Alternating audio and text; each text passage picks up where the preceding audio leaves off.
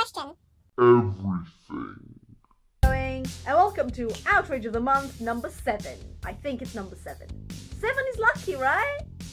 Okay guys, so what outrageous stuff have I come across this month? Well, actually quite recently I came across this thing. It says, and it's published on the Alzheimer's org website, so it's, legitimate and for real. A study that showed that people who are underweight when between 40 years old and 80 years old are more likely to develop Alzheimer's disease compared with people who are overweight or normal weight.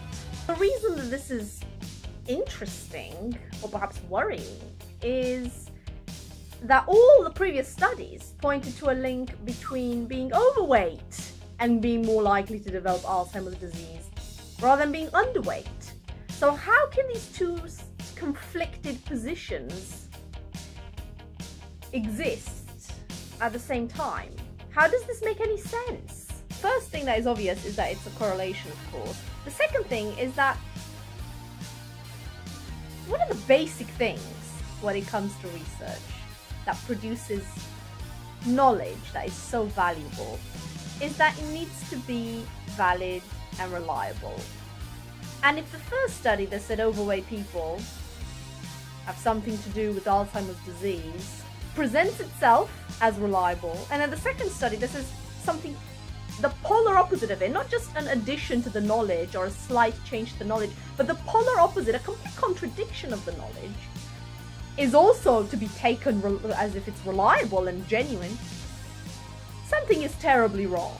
And of course, if both studies have some sort of grain of truth in them that can help us figure out the more detailed, proper mechanism of action, if there is a link between weight, any weight, whether it's overweight or underweight, and Alzheimer's disease, the truth is likely to be something totally random and perhaps not even that connected to weight to begin with.